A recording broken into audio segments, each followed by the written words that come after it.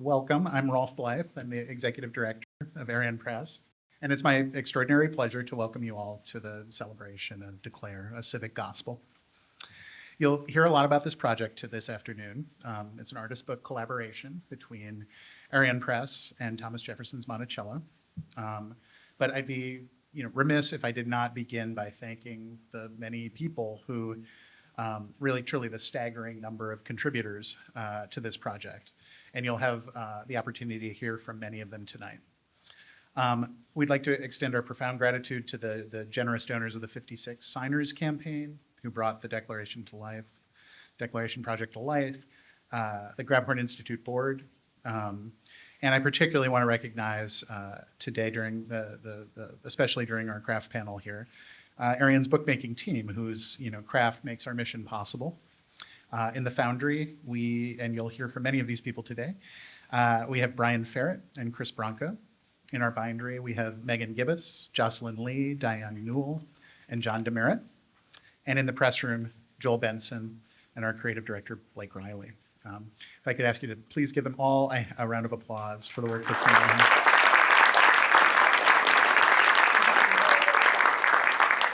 So Arion's mission is to preserve and champion traditional book craft and digital culture.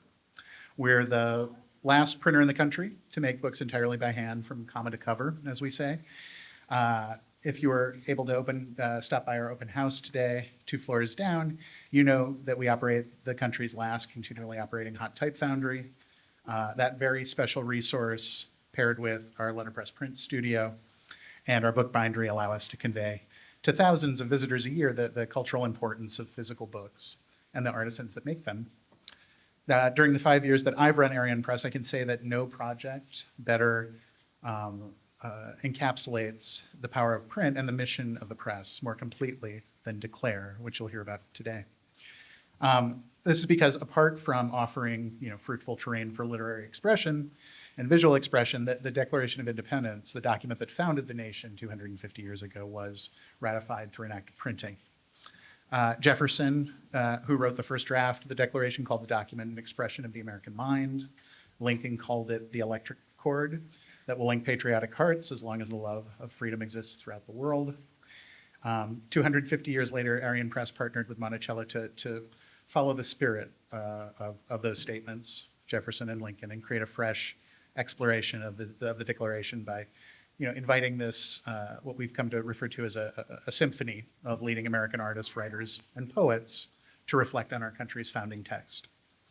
So on one hand, our scope for today may appear pretty small. We're gathered to celebrate the release of a handmade artist book, limited to 250 copies, and hear from the book's editor and craftspeople who brought the project to life. But the cultural impact of a project like Declare is much wider and frankly kind of more ambitious than anything Arion Press has ever attempted in the past. In partnership with Monticello, we'll be hosting a national series of talks and gatherings, sharing Declare's mission and message across the US. We'll be holding events in New York and San Francisco and Virginia and Denver and other cities to be announced. But beyond the talks, Declare gives our press the opportunity to also host an extensive series of educational activities across the country that will offer thousands of students the chance to print and sign their very own copy of the Declaration broadside. And for the first time in many years, the press will move the work beyond the artist book format to co-publish a trade edition where the fiction, essays, and verse from the project are available in a more affordable format, allowing us to reach a broader audience. So a few housekeeping matters just about today's program. We'll run for about an hour. Next up, we'll be joined by David Smith, General Superintendent of Golden Gate National Recreation Area. Ted Gioia, our Program and Development Director, will follow with an overview of the project. Ted was instrumental in conceiving and shaping the project, and he'll describe the process of creating this book with so many diverse contributors. Next, we'll be joined by Jane Kamensky, editor of Declare and Monticello president, who will give us her perspective. And finally, we'll conclude with a panel conversation with Jane and Arion's craftspeople, those responsible for creating this edition. So again, thank you all for joining us on this special launch. Without further ado, I'll introduce Superintendent David Smith. David is the superintendent of the Golden Gate National Recreation Area, a unit of the National Park Service. The park spans 82,000 acres within 3 counties, including 60 miles of coast north and south of the Golden Gate Bridge, more than 130 miles of trails, 1,200 historic structures, and includes Alcatraz, Muir Woods, Fort Point, and Fort Mason. Smith previously served as the superintendent for Joshua Tree National Monument in California and the Brown versus Board of Education National Historic Site in Kansas. Please welcome David.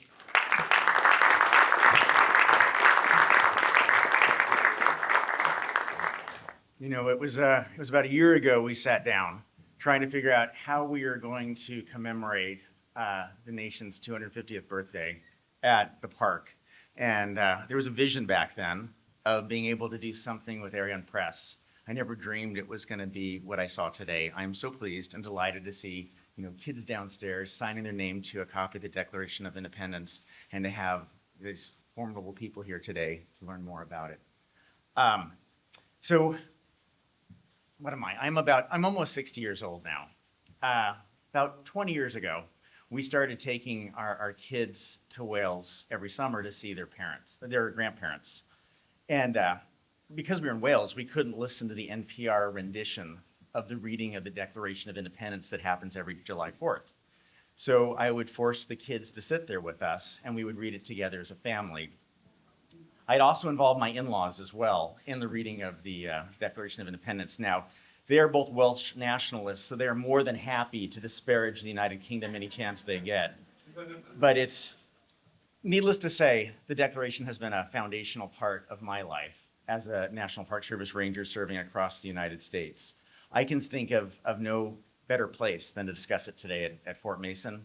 Fort Mason, it's a special place. This is a place where hundreds of thousands of young men were sent off to war in the Pacific to defend the values of this country, those values that came and were articulated firmly in the Declaration of Independence and then made their way into the Constitution, eventually became the public laws that serve us today. As a young person growing up in the Park Service, I studied the laws of the United States that I was going to be enforcing as a park ranger. The basis of many of those very concepts came from the Declaration, the issues that we identified coming from Great Britain. And yet today, we see that in the laws of this nation. The Declaration of Independence is unique. There's nothing quite like it in history up to that point. And that's what makes our country so very unique. I think of our park system a lot. It's my life. It's been the life of my children growing up and my spouse as we've served the country. No other country set aside land for its people to enjoy until the United States created a National Park Service. I don't often like to reference Andrew Jackson in an honorable way, but he was the first executive in the United States to set aside property, specifically at Hot Springs, for veterans to be able to come to after the War of 1812, so they could actually have a reprieve.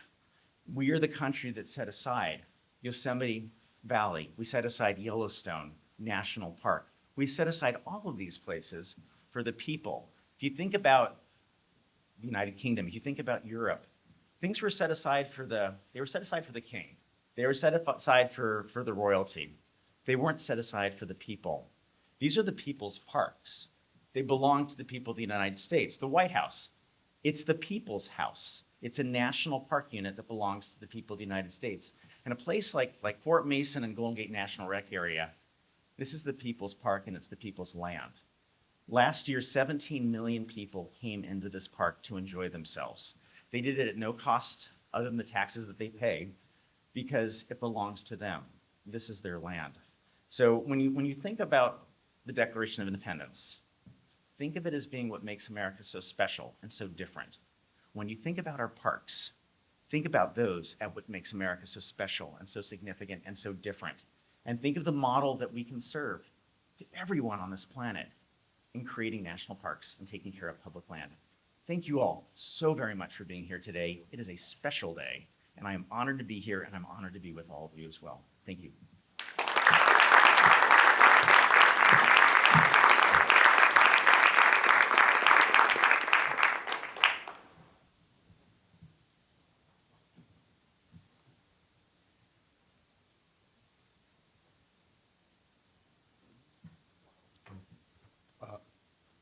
Thank you so much for being here. My name is Ted Gioia. I'm a director at Arion Press, and I'm here to say just a few words about the craft behind today's book. America is a country founded by printing. The United States were inked into existence when John Dunlap printed the Declaration of Independence as a broadside in his Philadelphia workshop on July 4th, 1776. Disparate colonies were forged into a nation through ink, paper, and press. And in this sense, American independence was not simply declared, but crafted. A quarter millennium later, Arion reaffirms our nation's founding pledge and the revolutionary power of craft with another act of printing, Declare a Civic Gospel, an artist book which assembled hundreds of American hands to create a printed testament to our country's inaugural words. 50 artists, authors, poets, and artisans across 20 states came together to craft a gospel that honors the Declaration's past and interrogates its future. But this book began with some legendary wood in American lore. We heard about a stash of tulip poplar trees planted at Monticello in Jefferson's lifetime.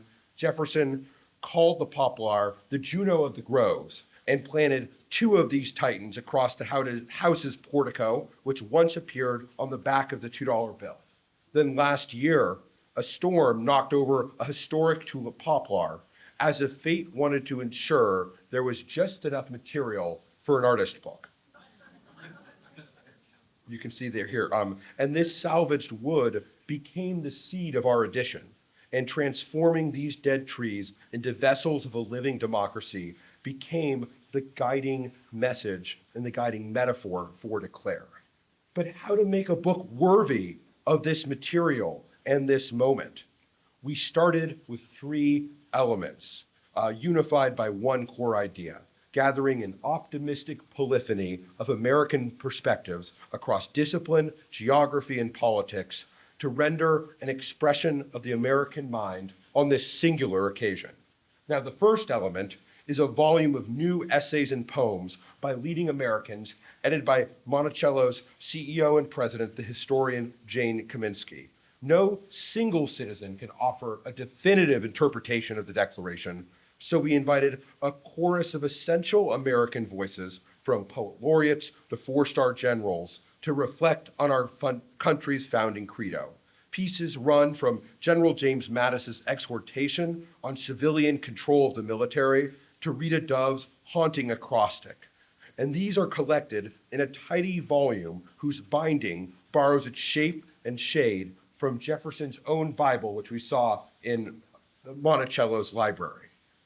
Now, the second element is a suite of 10 medallions made from historic Monticello wood, engraved with visual commentaries from leading American artists interpreting some aspect of the Declaration. The medallions are modeled on friendship medals, exchanged as symbols of alliance in the early United States, and their iconography soars through a sweep of tones and temperaments, from Chip Kidd's mischievous lampoon to Stephanie Shijuko's meditation on the unfulfilled promise of the Declaration's opening word, when. Third is a modern broadside of the Declaration's preamble. Arion and Monticello commissioned acclaimed type designer Trey Seals to create a contemporary rendering of the preamble. While visiting Monticello, Trey overheard a child ask their parent what the document's first line meant, since she couldn't read cursive. And the lesson was clear. Trey's type treatment would place legibility over ornament. And for the verso, Trey adapted an early emblem of unity, the chain of states created by Benjamin Franklin, for the third dollar bill to create and to forge a fresh symbol of solidarity. And finally, Trey wanted to inject dynamism into the Declaration, since democracy demands participation, not just reverence. So our preamble is encased in acrylic with a mobile stand, asking readers to set up their own display of the immortal words. But now we faced a design challenge.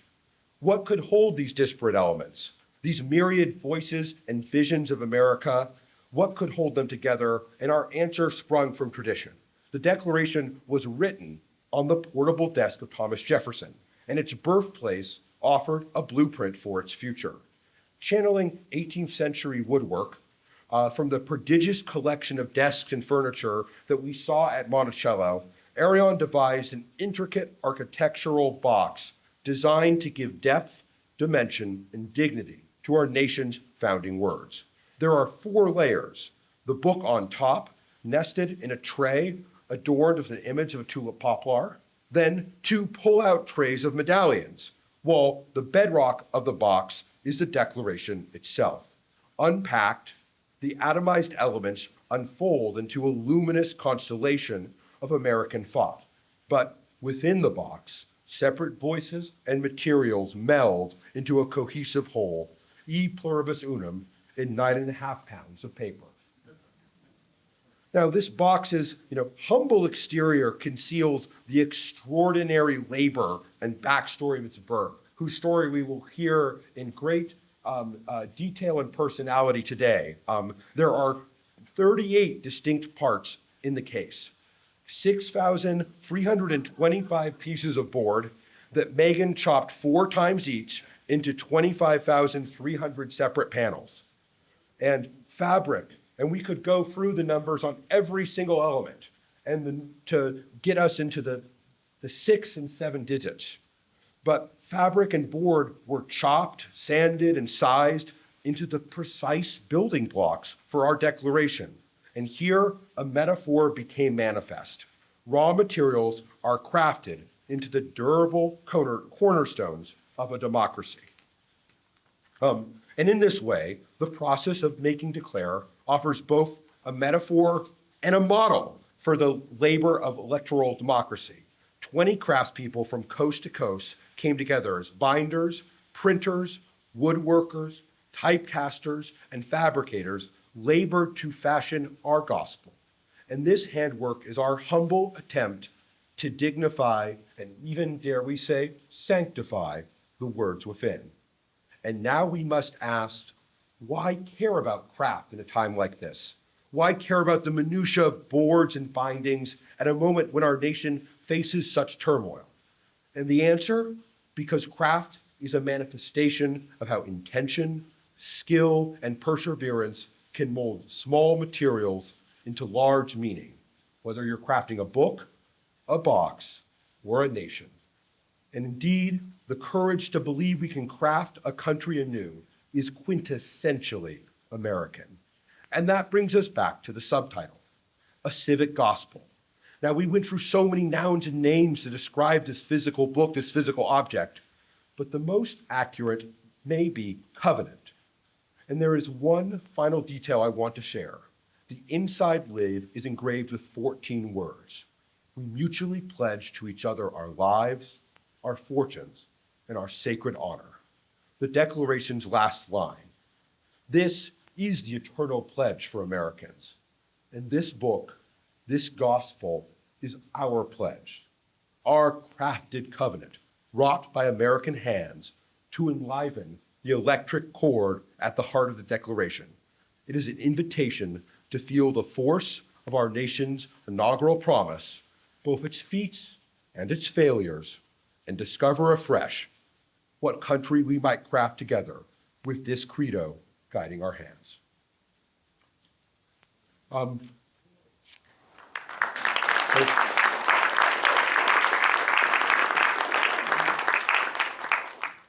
And now it is my pleasure to introduce, I accidentally moved into sort of basketball, NBA finals introduction mode. But it's my pleasure to introduce the rest of the program, a panel of the amazing craftspeople who brought this book together, moderated by Dr. Jane Kamensky. Dr. Jane Kamensky is the president and CEO of Thomas Jefferson's Monticello, a leading historian of early America. She served as the Trumbull Professor of American History at Harvard and directed the Schlesinger Library on the History of Women in America. Jane is the editor of Declare a Civic Gospel and has been the guiding voice and intelligence that has really brought this project's tone and ethos to life. And she is also the author of several acclaimed books, including A Revolution in Color and Candida Royale and the Sexual Revolution. Jane will be moderating a conversation between 5 Arion craftspeople who contributed to Declare. I will briefly introduce them now before they share their own stories of how they came to their craft in much better words than I could ever find. So I'm going to briefly introduce now Megan Gibes is the Bindery manager of Arion Press. Jocelyn Lee is a bookbinder and printmaker who works in the Arion Bindery. Brian Ferrett is the Foundry manager of Arion Press and M&H Type. John DeMerritt is the design consultant who helps devise the binding designs for Arion editions. And Jonathan Anzalone is a woodworker and artist in Lincoln City, Oregon. Declare is his second Arion project after creating the boxes for John Steinbeck's The Sea of Cortez.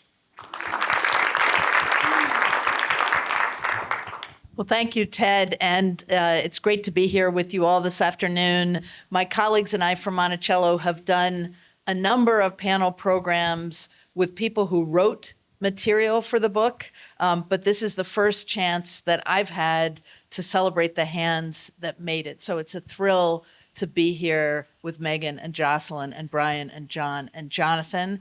And I'll have some questions for all of you and some questions for each of you.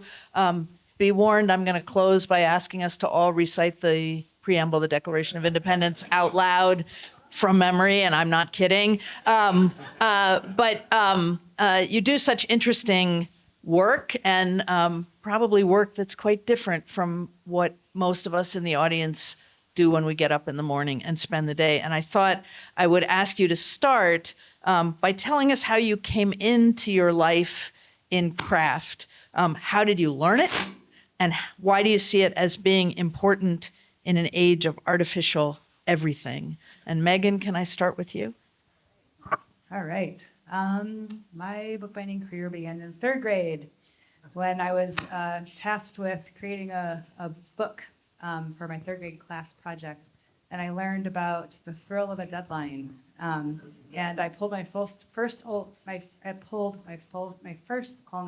with my mom, who's here in the front row. She helped me. She helped me meet my deadline. And fast forward many years, I went to a trade school for bookbinding, North Bennett Street School, where I took a 2-year right in Boston, North End. And I learned bookbinding as a trade. And then fast forward a few years, and I wound up as an apprentice at the Arion Press. And fast forward now, and I'm the bindery manager.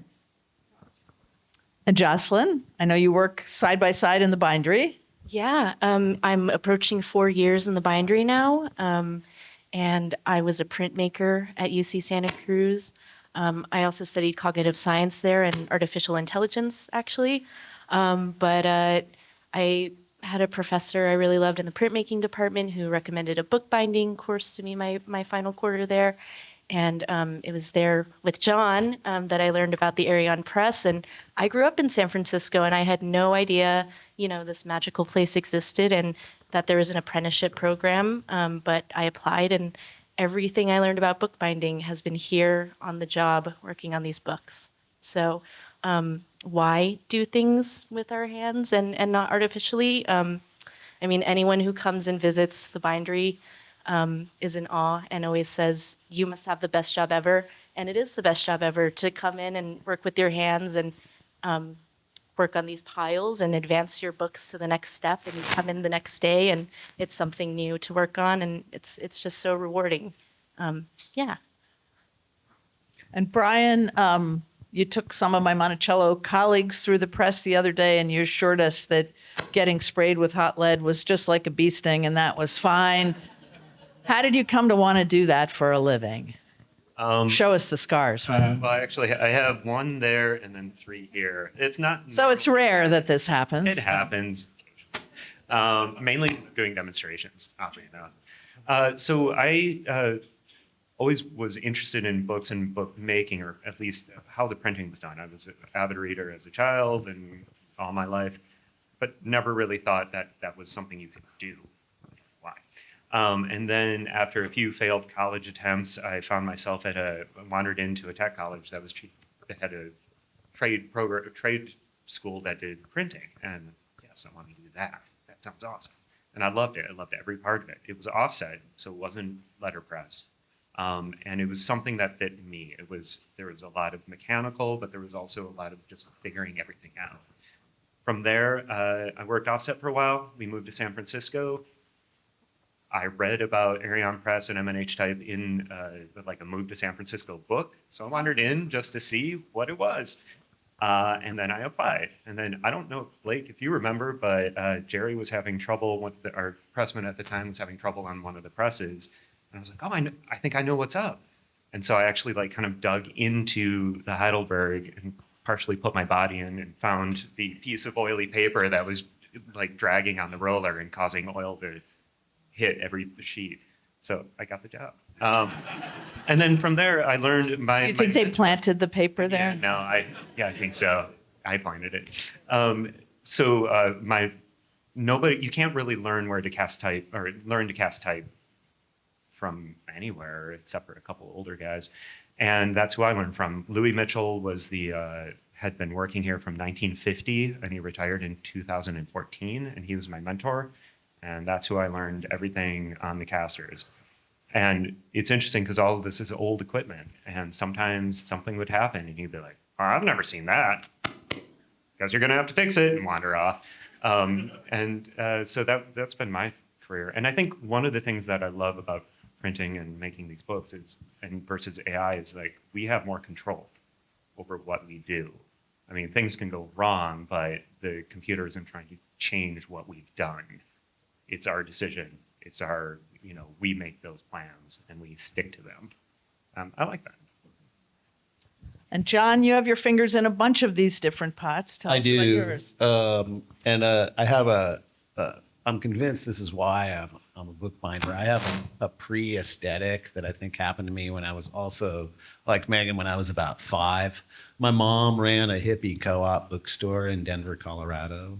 And so upstairs were the books, and it was the early to mid 70s, and downstairs you could take like pottery and macrame classes, and you could fix your stained glass windows. And I got really into all that stuff. And so to me, that became this, I didn't realize this. Then there was a 20-year interlude between me making anything with my hands until after I finished college, where I was just thinking a lot. And I stumbled into a job with a bookbinder with a guy named Uli Retcher, who some of you in the audience might know. The San Francisco Bay Area is this really rich sort of urban area, arguably the most active area, certainly in the Western United States, for all forms of book publishing and book arts and printing and all these different sort of parallel universes. So that early experience I had, that connection between books and material engagement, I didn't realize that was a thing called bookbinding. And when I found out, I got a job just completely by accident with a bookbinder. All these things I think sort of clicked into place with me. And this guy that I studied with, Klaus Retcher, sort of handed me my career on a platter. I've been a professional bookbinder since the first day I ever did it, and before I really understood what it was. And the guy that I studied with also used to work at a very historic bookbindery called Schubert in San Francisco, where another guy named Leif, who I can't remember Leif's last name. Erlinson? Yeah, was the head binder at Arion Press. And when I came to work at Arion Press, I walked into the bindery at Arion. And this was a really great moment of connection for me because I understood exactly how the bindery here works, because I was I didn't realize it then, but I was part of a lineage, which is to me the most profound sort of part of working on books in general, but on working on books in the San Francisco Bay Area. So there's a long lineage of that, and it sort of has come back.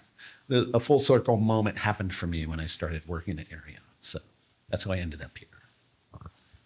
And Jonathan, you're not on staff, but this is your second Arion project. On our prep call, you were someplace that looked very soulful in Oregon, inside the woods. Tell us how you came to spend a life working in wood, and we'll get later to this wood in particular. Yeah, after art school, I had to figure out how to support myself. Just like really had to figure out how to solve that problem of just supporting this habit that I had. Not only supporting the habit of making art, but taking the pressure off making art. And at that time, I was in the Berkshires, and there was a furniture maker who was like real shaker style traditional furniture. And I just volunteered to apprentice with him and just said, I just want to learn as much as I can. And just very traditional methods of woodworking.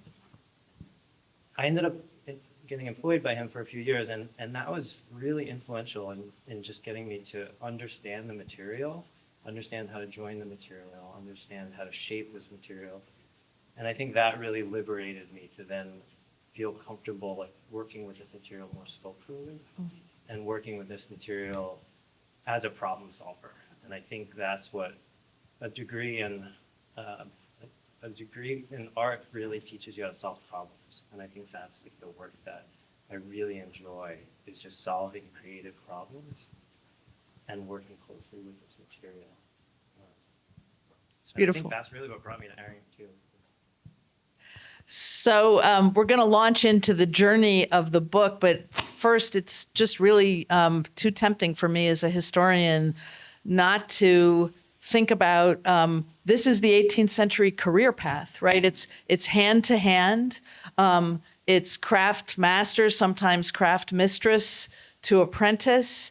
It's Benjamin Franklin's story, right? Which begins in printing. And I think we lose that world of how one grows into one's power and potential at our peril. So wonderful to be here with you all and with Arion, that's so committed through its apprenticeship programs as well as its products in keeping those trades alive.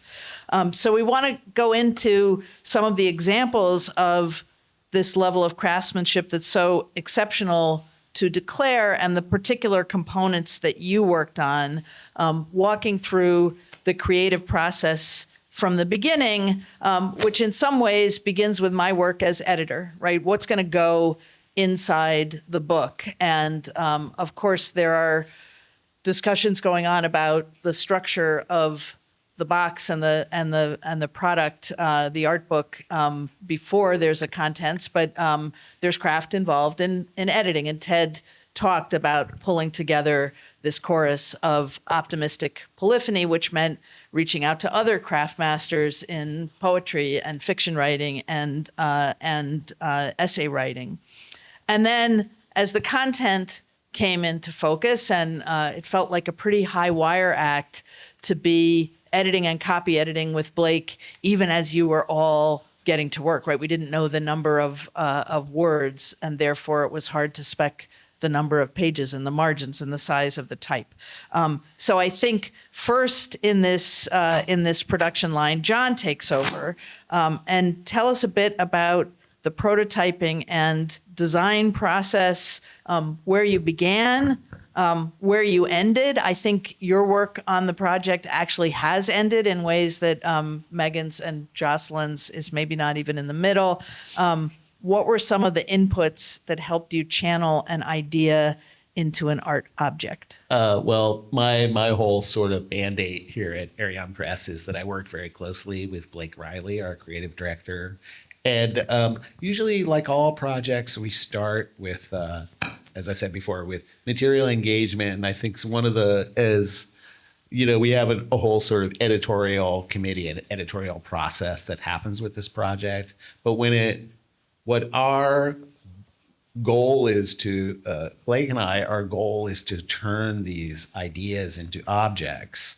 And what we do, and then the object, we try to create an object that will emanate these ideas. So we used, I think, a lot of times when you're working on projects like this, we will take one or two really primary pieces of material, and I think most logically the one for us in this project was the tulip poplar wood that we received from Monticello, which became this sort of transmission material that guided the whole way that we would that the whole thing would grow. And we wanted to create a piece of architecture based on I didn't get a chance to visit Monticello, but Blake and Ted certainly did, and they brought back all kinds of source materials for us to, and we were trying to make a project that was very specific to Monticello and the architecture and the sort of laboratory that Monticello is. And we wanted to use some of the colorways that we were seeing coming back to us. So that's how we ended up with for instance, the French blue that you see in the box. All the soft, muted earth tones, which are not, we were really trying to stay away from red, white, and blue kind of connotations. We were trying to go a little, not that those are colors. Not that there's anything wrong with that. No, of course not. And, but we were just trying to draw from, the source material to make something that was more resonant with the content. And so those are, usually we try and find these touchstones there that grow. And then we go through this laborious and what I think is really fun prototyping process. And as you said, it comes in, new edits and changes and final stuff comes in until, as we know in the bindery, the 11th hour. And Megan and Jocelyn roll with it and Diane roll with it. So John's already passed the baton by talking about the wood. Jonathan, tell us what it was like working with the historic Monticello wood. Megan said on our prep call, the hole in the wood is what everything grew from. How has the material informed the final edition? Yeah, it's pretty incredible because, from a woodworker standpoint or a contractor standpoint, tulip or poplar, as you would more commonly hear, is just like paint grade material. It doesn't have much character. It's easy to work with. It's stable. It's typically like, trim, painted. So I didn't know what to expect. Green, cream, just more of the same. And I got this palette, mentioned like this, long lane, it's all squirrely and weird and rough sawn. And I started thickness planing it just to see, and it was shocking. Like the material was so beautiful. The grain was swirly and full spectrum of color. And I've never seen a material like it. It's just was such an incredible starting point, which I think like set a tone for the book for me. Is just like this material is really, there's something deep.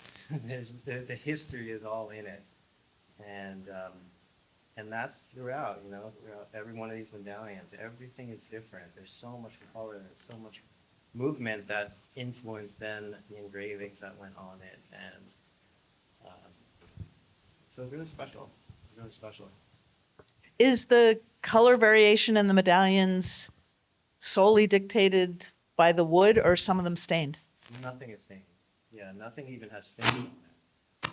It's yeah, we did a little bit of separation to say like the darker ones will have a, kind of editing a little bit so they come out as clear as possible, but the material really speaks for itself. It almost becomes a landscape for many of them. Just in space. So, yeah. And when you look at it downstairs, the gradation in color goes from near white to almost ebony color in the wen. Bright pinks, yellow, kind of stuff I've never seen before. So Brian, take us over to the world of metal and talk about setting the type. There's an argument made by historians that the first printers who set the type of the Declaration read it and improved the meaning as they went with commas. When we were talking earlier, you reminded the way you described being a compositor was the way that Ginger Rogers was always described in the movies. She's dancing backwards in high heels for all her stuff with Fred Astaire. You're backwards and upside down. How are you reading, and how do you think about the content you're producing in hot type?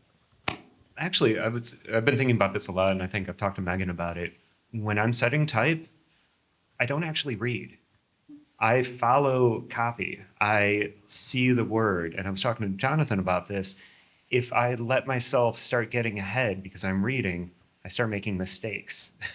And it's a really hard thing to do, especially on this project. I got really interested in what was going on, but I couldn't read ahead. And so... The colonies win. Oh, good. Oh. Now I don't have to finish it.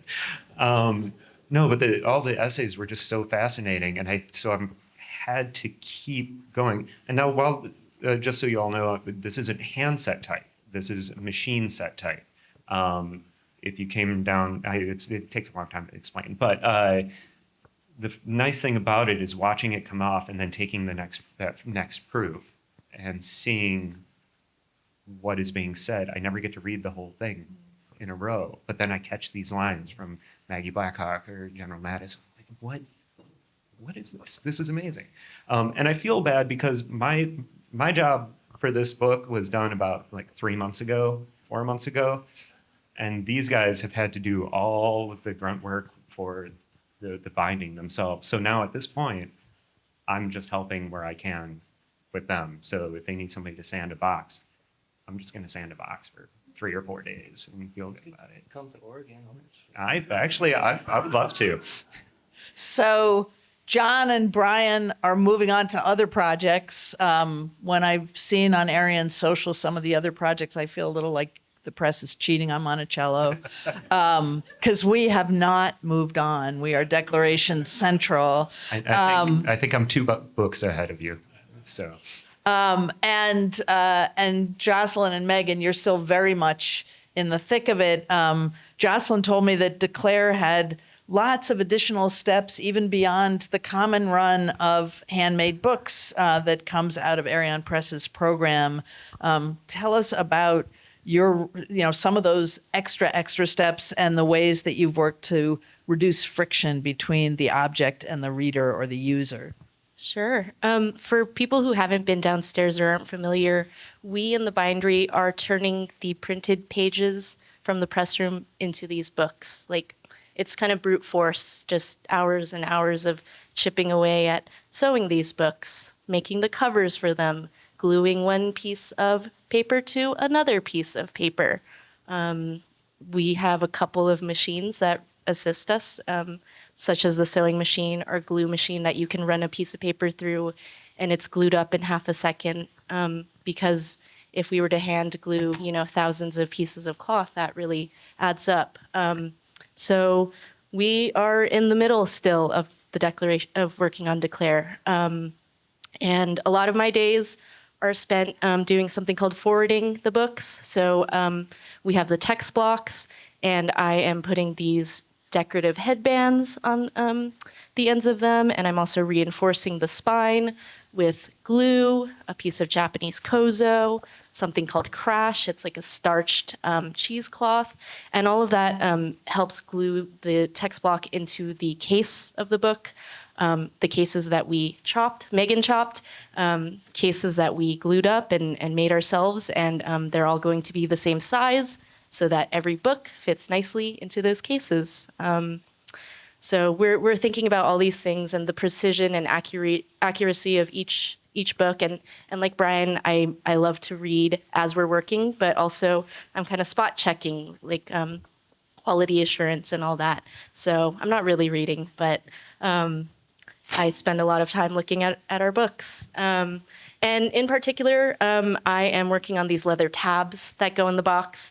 I'm sure there's a picture of it, but the leftover leather pieces for some of the cases we're making, I've cut into strips, and those strips have been planed in a machine so that they're really nice and thin. And then I'm taking 2 of those strips and gluing them together so that if you look at either side of that tab, it's that nice leather exterior instead of the suede on one side. Those strips get hammered into the shape of a tab. They get foil stamped, and then they get glued in the box. So, I mean, that's a lot of steps just for these 2 pieces of tabs that go in a box. And I think that's really exemplary of kind of the level of craft and care and unseen labor that goes into these finished objects that we really love for you to touch and enjoy after we make them. Megan, I know just enough about hand printing to be dangerous to myself. I've never heard the term decorative headband. What is it? Oh, Sorry, Jocelyn. yeah, no worries. We sometimes buy these machine-made silk headbands, and they're just kind of like they Oh, at come the in different top? colors. Okay. Yes, and Okay. they go at the top of the book. They serve no function to the book, but they look really nice. They're a nice little finishing piece. So, Megan, you have one of many finishing roles in this. When I was in the bindery the other day, you were working on the inside of the goat skin, the rough side of the goat skin that's going to go on the 56 Signers edition. You're one of the last people, maybe the last people that touches the book before it ships. So tell us how you confront design opportunities and turn the work of so many hands into something that feels seamless by the time you're done with it. All right. I think that I like to say that the binders are the closers and the fixers. We're the last stop on the train. Anything ahead of us kind of winds up in the bindery to close and to fix. And so we're really, I think, really great problem solvers. And I think it's a great way to think about it as a design opportunity as opposed to a problem. And I think this project in particular was extraordinarily complex. I think that no part of this book was hard. There's no like hard steps, but it was extraordinarily complex. And I think there were so many different hands outside of Arion that were working on it. And that was, I think, one of the biggest challenges, I think, for the bindery for this particular project. I think that every shop, every person has, their own, machinery that has, the microscopic difference in measurement as someone else's machine, and all these parts had to fit into this box at the end of the day. And I think that was sort of, the biggest challenge. And I think that Ted has said this before, that sort of democracy in action is like trying to fit everybody's different, every different hand, every different viewpoint into a cohesive whole to make it kind of be an object at the end of the day. I think that's a good analogy for it. I think that craftspeople, overall, I think we think with our hands. I think that that's where we do our work. We like touch the things, we work the things out, we don't give up. We sort of push through and we find a solution. And the solution may not have been the original plan, but we arrive at a finish line. So that's a great place to go to the next question, because problem solving was a theme first when you introduced how you came into your lives in craft, and then Megan talking about finding a solution. In Declare, as in any project that's made by humans, there are pivots where the materials or the content leads you to wind up with a decision you didn't expect. And I would love to hear just sort of a lightning round from each of you about, can you tell us about a pivot where John has his grand design, I have my grand editorial scheme, but in the actual working out, things change? Jonathan, you want to start? Yeah, I mean, just embracing the material and then the tools that you're using to bring it up. So like, for example, back to these mini medallions. the most efficient way to bring these all to quarter-inch thickness was through a thickness sander, and that sander was very reliable at quarter-inch, but not so reliable at 3/16 of an inch. I spoke to Blake about it. Great, quarter-inch is where we'll leave them, and it was that simple. So again, it's like the material. And that means they break at 3/16? No, it just wasn't as, the machine didn't want to go that low, so it was kind of forcing it, so it was a little bit less consistent in its thickness. And being that these were all getting laser engraved, it was important that they were very precise. So yeah, that was just an example of like letting the material dictate the process. And it was, I think this whole project is lots of little micro adjustments that is trying not to force things too much. If there's an easier way that embraces the attributes for the process, let's take that. John, is there an example in your part of the work? Oh, I have many examples. But the prototyping process is everything, especially when we're working with Blake and John. We were doing it this morning on another project, and almost always the Keep answer. reminding me that there are other projects. Yeah, sorry. Almost always the solution is to simplify and get out of your own way. So we had originally made this really cute prototype, and it was going to open like an altarpiece, and there was these doors, and then we would try it, and all the discs, portals, all these discs would just go flying everywhere. And then we're like, oh, well, I guess we'll just use some neoprene to like hold them all in place. And you just are sort of stacking your own sort of, I don't know, ego on top of it. And then at a certain point, you're like, these are all like just ideas that you need to let the object speak to you. And usually the object is saying to you, I need just to be simpler. And I think we really wanted to take it back to this. And this is where we have so much, and then I think it was Jonathan who was like, you could make these little slots that these drawers can, then it becomes sort of like a Jiffy Bake oven, which just technically worked a lot better and made it just simpler. And I think that's almost always the best solution is to simplify things. Now Jocelyn's tabs are up there. Tabs. Oh yeah, there's this. Brian, how about you? Did the metal talk back in any particular way into Claire? Every project. These machines are 100 years old or more, and they never want to cooperate unless you're standing there and looking at them. Puppy dog eyes. We did have, for the most part, like a machine broke, and we had to figure it out at one point. And I remember 10, 15 years ago, a guy I was talking to was like, oh yeah, there's this one little paperclip looking thing wedged in the bottom of the machine that you have to take everything off to fix. We had to do that in the middle of the machine, but luckily I remembered that. But the big pivot for us was when, it's not pivot, but when you have a bunch of different writers or artists working on something, they have their own timelines quite often, or their own ideas of what a timeline should be. And so none of the essays had come in yet, or there had been some issues, just getting them in, no big deal. But we had all the poetry. So we just jumped right ahead, like cast all the poetry because they're their own thing. So it wasn't really a pivot, it was just like, okay, we just need to get this done in a timely fashion.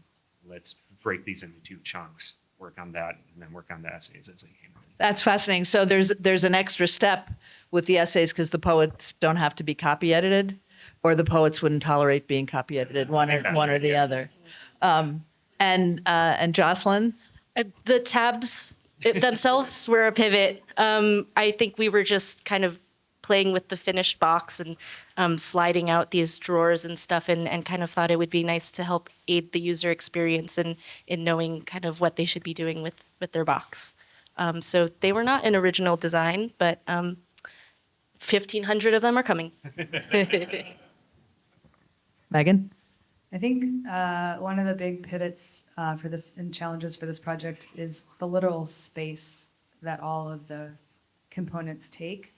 Typically, when we're working on an edition in the bindery, it seems a lot more manageable. Our piles seem more manageable. In this project, we were getting all of different components coming in all at once, and so we just had we have boxes and boxes and boxes of parts in the hallway, and we have carts and carts full of different things at different stages.